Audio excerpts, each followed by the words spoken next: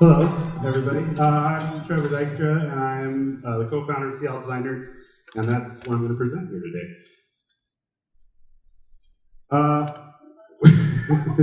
We're an all-volunteer, completely all-volunteer nonprofit group. All of us have day jobs with architects, interior designers, interaction designers, furniture designers, and non-designers. Everybody is allowed. We're open to everybody. Our motto is "Make Seattle More Awesome."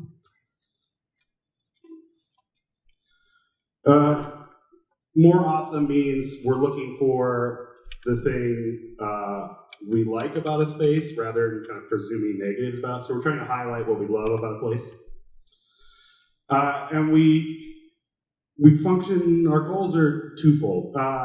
One is to engage the design industry, designers with the public in a public space. And the other is to get all these industries to collaborate. That's sort of a big issue in Seattle. Everybody's insular. And we believe you do that by doing projects. Because we're self-directed and everybody's volunteers, our typical budget is $0. In this case, we didn't have a space, so we built it in a park. That means that we're picking parts off shelves that we can find, scavenging stuff out of dumpsters. We're really familiar with the Goodwill stores around there. And that means because we're doing these things out of parts and pieces, we've tended to gravitate towards inflatables because we get these big, giant impacts for low budget and pretty simple material. This is just painter's plastic, shipping tape, and 100 beach balls, and we were able to turn this alley into a playground. Because it's a diverse group, from everybody from different design backgrounds or things, it pushes everybody to try different things. Go back. Ooh. Because of that, we don't just benefit from learning from each other, but it also means we can benefit the community. Here's a augmented reality sandbox we did for a school, and then in turn we reiterated it, and that became a prototype that we've made available just online for other schools and things to use. Some stuff is guerrilla, like this. Some stuff is sanctioned. We do things with the city. Everything is an experiment. Every time is an experiment. We're not really trying to just create a product and put it out. We're always trying to play with the interaction. You see here we did eavesdrops using PEX pipe and funnels. Things like this where we're doing place making. I guess you want to use the word place making. City planning games where we're asking people to engage with where you want things in relation to other things, sort of a layered city. Quick contemporary is our big model. We want immediate things. This is a group of kids who built an inflatable of their own under our direction in like 15 minutes.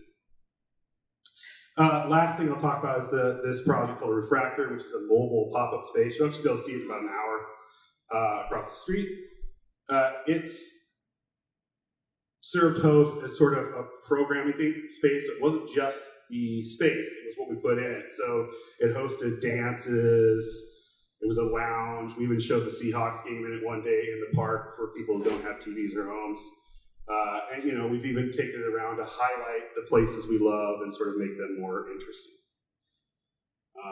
We got 23 seconds. I guess I really went that. We'll keep going.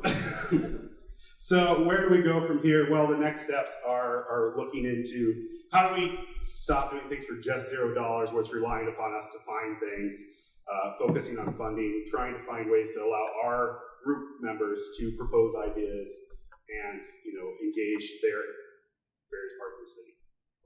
And thank you.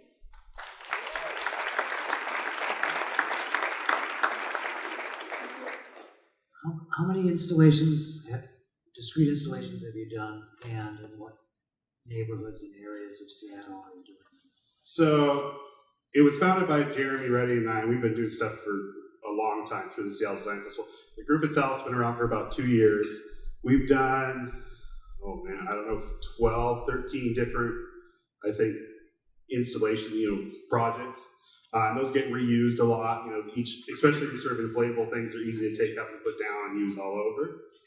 But I'd say there's probably 12 or 13. Neighborhoods, it varies. It's pretty much everywhere, though. Wherever we sort of find something we like about a space, it's not really the obvious ones. Of course, the waterfront is in there, but it just depends on where we live. We really want to do stuff where where we're there, not where we're parachuting in, or, you know, we want some connection to that community. So, you know, on the south is Seattle. There aren't a lot of members in our group that are from there, and so when we did stuff there that was engaged with local park that sort of paired us with people.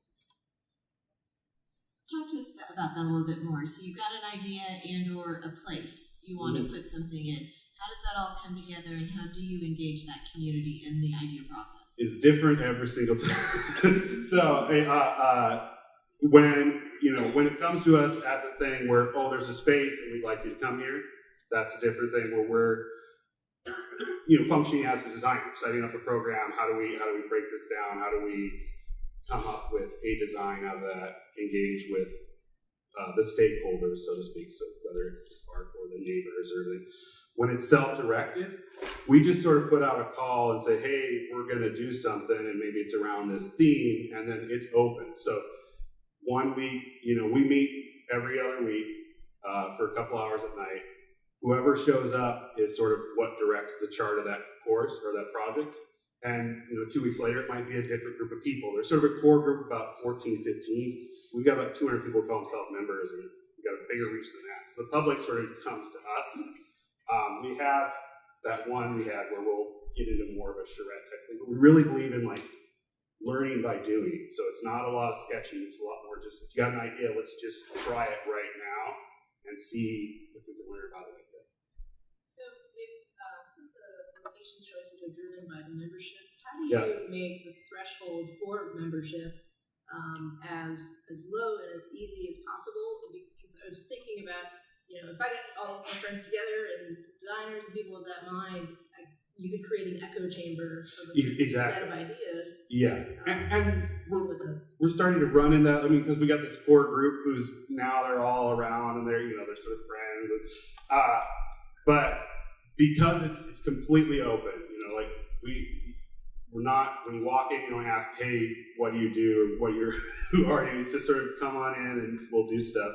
We try to make them sort of open gatherings, and there's sort of no judgment. We have people. There are a lot of designers, but we've had just people who live near the space where we were having our meetings, or people who have seen one of the projects who come by and say, hey, it's cool, I'd like to do something, and that sort of brings valuable input itself. They don't need to be an architect or, you know, like, and it's good for us, especially there's a lot of architects in the group. It's good for us because I think we get a little really echo chambery for ourselves. Have you faced a situation where it wasn't well received? No, we haven't done anything. You know, we'll do stuff. We focus on fun. We focus on big sledgehammery things, right? It's not scalpel stuff. Like, these are giant, big impact items. And as long as we're making them sort of fun and weird, I think people engage with it on that front. The most distaste you get is sort of like, well, what's that? Versus, this shouldn't be here. And thank you. Thank you.